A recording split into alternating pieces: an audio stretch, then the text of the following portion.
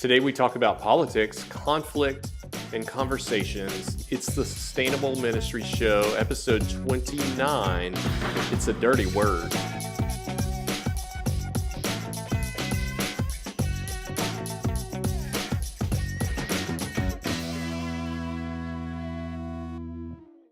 Well, hey, everybody. This is week 4 of season 2 of the Sustainable Ministry Show. We are once again joined with Melissa Rao and Stephen Ingram. As we were talking last week about sharing the good story and telling the good story within our communities and our churches and all that good stuff. We also named a couple times really the politics that are being addressed around the Olympics. And I can't help but observe that there are politics that take place within our churches. And I'm wondering where you guys stand with that. Is there room in our church? Is there room for us to discuss politics within our ministries? I hope so. I hope so. And the reason why I would say I hope so is because every week, especially if you're more liturgical church, you probably pray the Lord's Prayer, and in the Lord's Prayer you talk about a kingdom, which has a very political connotation, right? And you say, "That kingdom come, that will be done on earth as it is in heaven." And my understanding of our role as people of faith, as followers of Jesus, is that there is a kingdom that we belong to. There's a citizenship that we have that supersedes denominational lines, political party lines, that supersedes boundaries of countries and cities and states and ethnicities and nationalities and languages. And if we first lean into that citizenship and first understand ourselves as citizens of the kingdom of God, we should be able to talk about anything below that. And I would say politics is one of those things, and that we're united by something greater. So all the others can be really fun, energizing conversations, I think, if we understand that at the beginning. So I hope so. And I would say they're already there. Like, politics run rampant. It's just part of life, right? So Mark DeVries does this really great skit when he does trainings about politics and talking about, getting into the political ring. And he reminds us that even though polite is not the root of politics, it's really not the root. But the word can maybe remind us that I just feel like we need to be reminded that we need to be polite to one another, and that we're going to have differences. We love each other, and we need to love each other despite those differences. And I believe, just kind of like what Stephen said, I don't believe the kingdom is going to be one big homogenous. I'm like, hello. Homogenous bowl of the same. I feel like what's so great about the kingdom is that it's completely 100% diverse with all God's creation. And in order to maintain that, we have to come to some sort of decorum and mutual respect and towards people who differ from us, and people who might disagree with us, people who might have differing opinions. And so I feel like there's always going to be politics, whether or not we talk about what's going on in national politics in our church, or whether or not we're just talking about how we want to spend our capital campaign funds and what that looks like. I think politics it's just a natural order of things. Well, let's think about funds for a minute. And I know this is a really simplified kind of definition of politics, but it helps me. I think it keeps me grounded when we're thinking about politics altogether. It's really just thinking about that as a way that we go about as a community, as a church, managing the resources that we've been entrusted with, how those are shared, how those are distributed, all that sort of stuff. And when we think about it like that, and you think about, okay, so the church has X number of dollars this year, how much are we going to distribute here, and how much are we going to distribute here, and how are we going to use that to support and sustain our ministries and better the lives of the people that we serve. that's a question of politics. And when committees are requesting their budget and it's like a 300 increase on the youth ministry budget this year, it's a question of politics. It's a question of like, okay, so how are we going to use the resources we have to distribute to the ministries in our church? Maybe it needs to go to evangelism, or maybe there's another ministry that's been hurting and left out that we need to support. I just feel like we cannot get away from it by any means. And maybe if we simplify our view, that can expand into, even into our national politics, all that sort of stuff as well, when we think about it that way. But how do you guys define it? Oh, that's a rough one. Stephen, you got anything? How do I define the word politics? Yeah, how do you define that, maybe even within the life of the church? Yeah, well, I mean, if you think about the Greek word of the Greek root of politics is from the word polis, which is city, right? And so it's the doings of, the conversations and the work of the city. I mean, that's really the whole work, the whole origin of the word politics. And so I think it's a word that's become a dirty word. It's a word that's become I mean, as soon as you say the word, I think people get tense.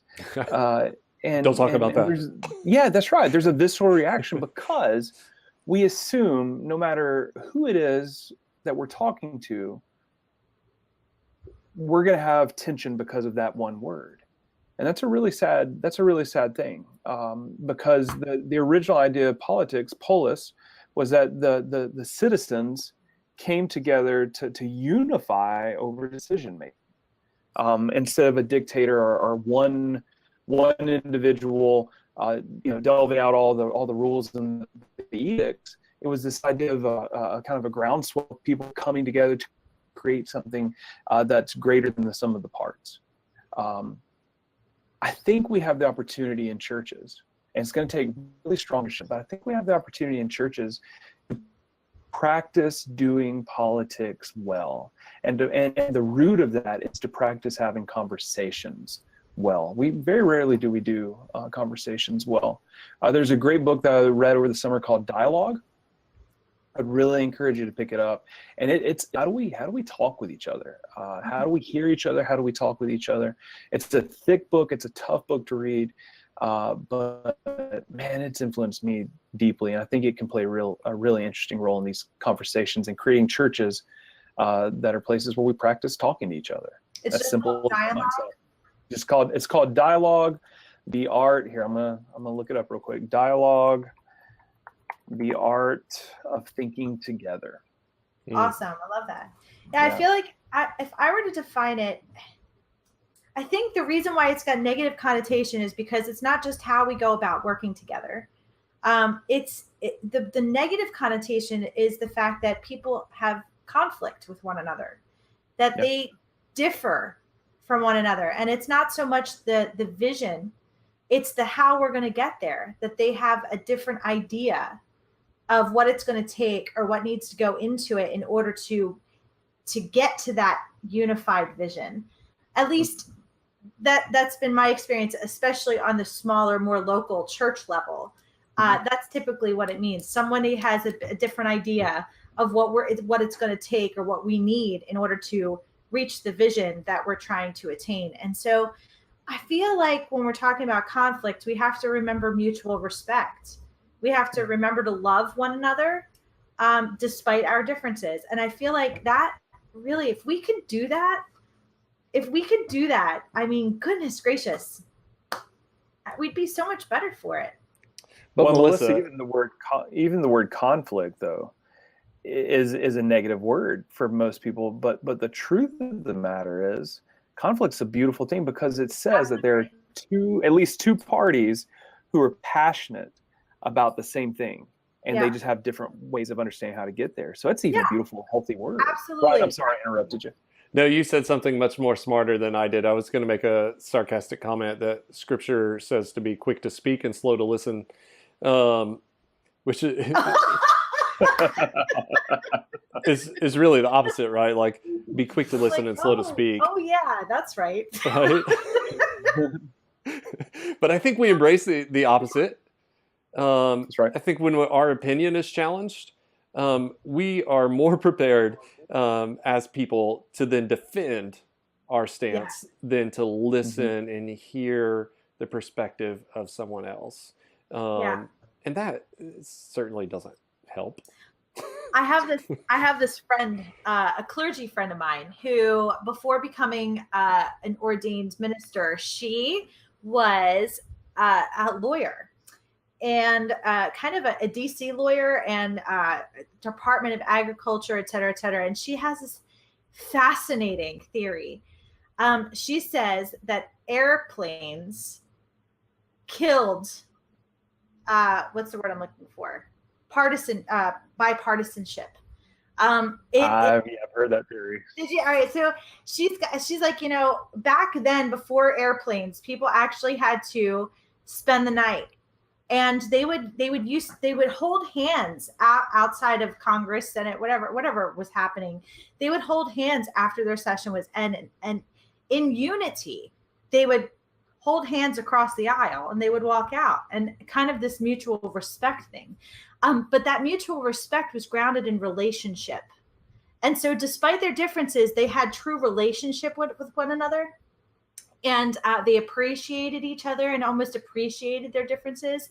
And because of airfare, people have been bolting out of the city and going home to visit families or whatnot, because they live halfway across the country, and then come back for the next session on Monday. So they no longer were spending time with one another. And so relationship has been degraded. And it's because of that lack of relationship that there's that lack of mutual respect. And that's why we've become so polarized. And so I feel like if we can remember in our own church communities that relationship is a sanctified thing, it's a holy thing, and treat relationships with the respect they deserve, I think we should probably be able to get through politics or politically charged things in a much cleaner way, if you will. So then I wonder what you think about this then. When relationships fail, is it enough at that point to fully just depend on the system to get the work of the ministry done? Or is there more to it than that? Like, is that something we can fall back onto, as long as we trust the system and the system is working? Is that enough to fall back onto when relationships fail? Well, I feel like the system isn't always working. I feel like if it's a good system, it will uphold it in the time that those things do happen when there's relationship fail. If there's good, clear vision, and the system is working in a way that's helping to support that vision, there's going to be breakdown of relationships here and there. But as long as that system's healthy, we're all still moving in the same direction. But too often, especially in churches, there isn't a very clear sense of vision, nor are there systems and structure to support that vision. So when we have a breakdown of relationship, well, then we're all just kind of feeling our way through it and not necessarily really moving in that unified way, or dignified even. We kind of look like big babies.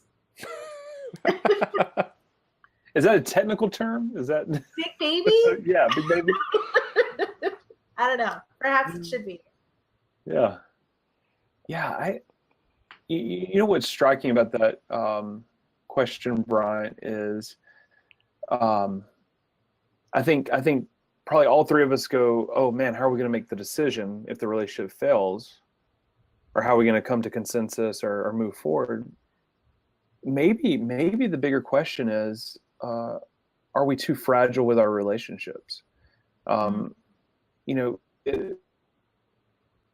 Continue to pour energy.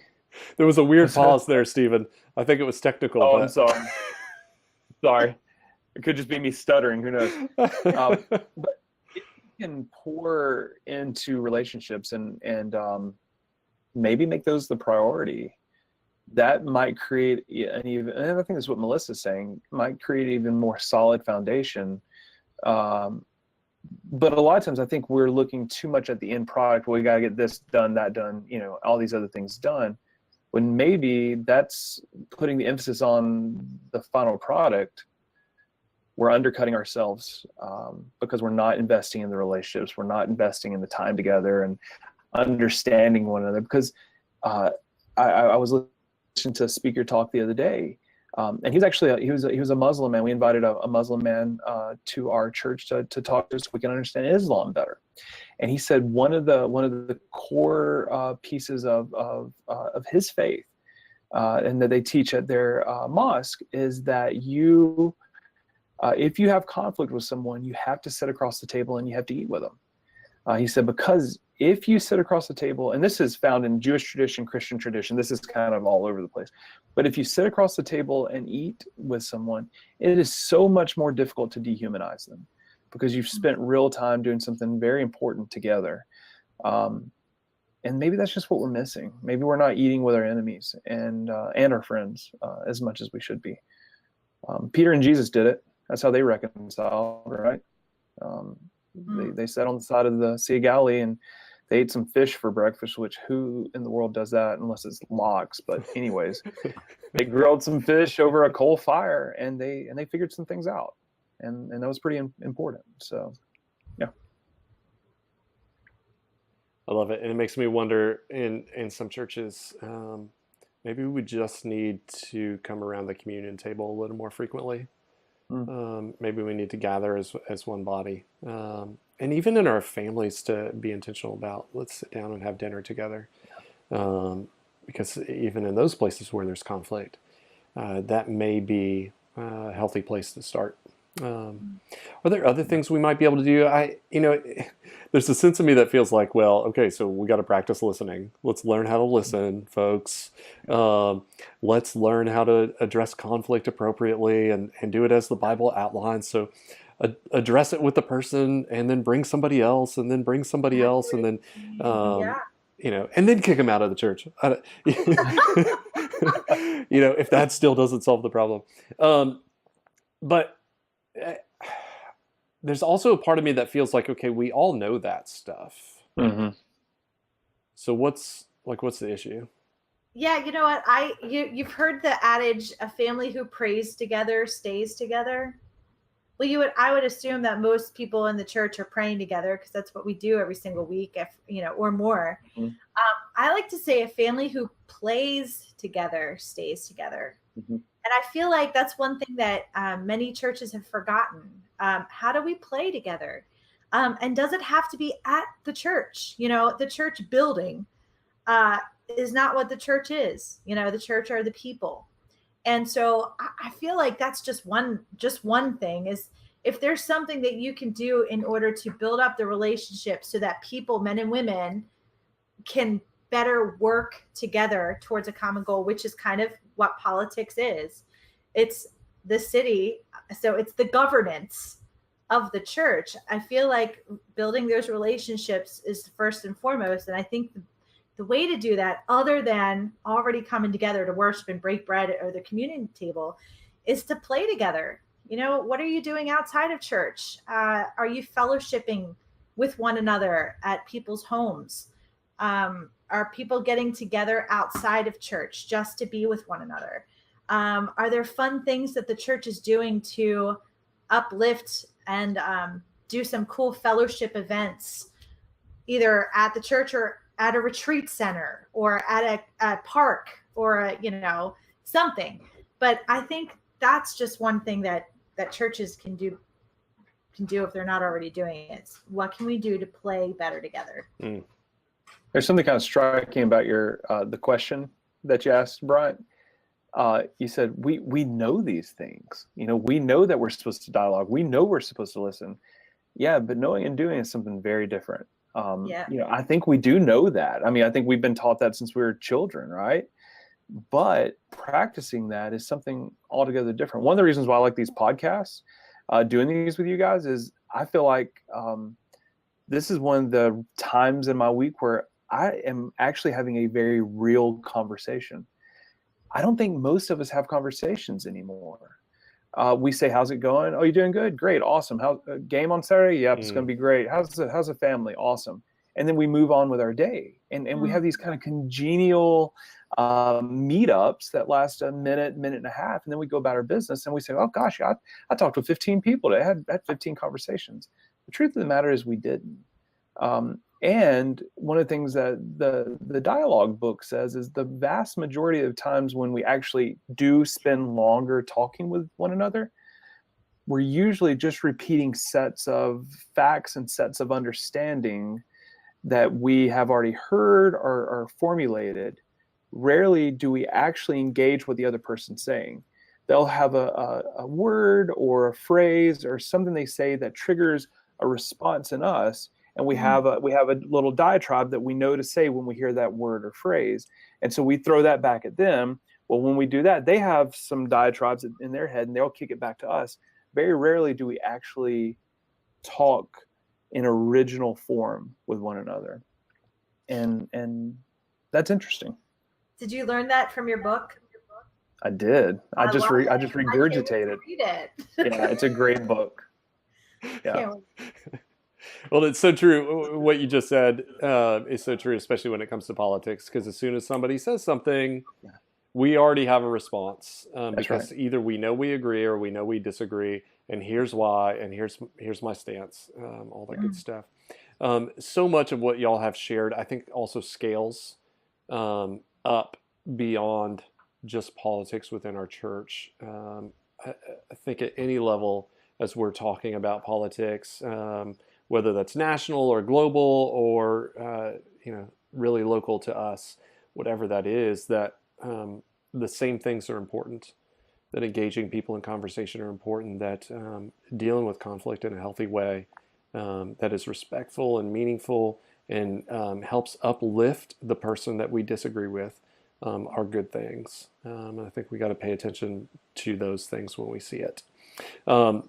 Certainly would love to talk more about this as we carry on with the podcast this year, and maybe find some other places where we can point out where this rings true in our conversations. Where can folks follow up with you? Where can they keep up with you? Where can they hear more about what is going on in y'all's worlds? Ladies first this time? Yeah, for sure. Yeah, let's do that. Well, I'm on Facebook. You can look me up there. The best way to get in touch with me, though, is just emailing. You can email me at melissarao@ministryarch. No, I lied. It's just melissa@ministryarchitects.com. Yay. Awesome. And I would love for you to come visit with me over at 12stonespirituality.com, 12stonespirituality.com. That's where I'm blogging currently. I'm going to be leading some workshops at a conference in Jackson, Mississippi. I don't have the name of the conference, but there will be a strong ministry architects presence there. There'll be a number of us leading there, and that will be on October 1st. And then I'll also be presenting a couple of workshops at a conference in Nashville, the CEF conference in Nashville. And we'll be doing that on October the 11th. So those are a couple of dates I have coming up. Check into those. I'd love to see it at those events. Fantastic. And you can catch up with me on Facebook, facebook.com/Bryant Johnson, or email me, Bryant@ministryarchitects.com.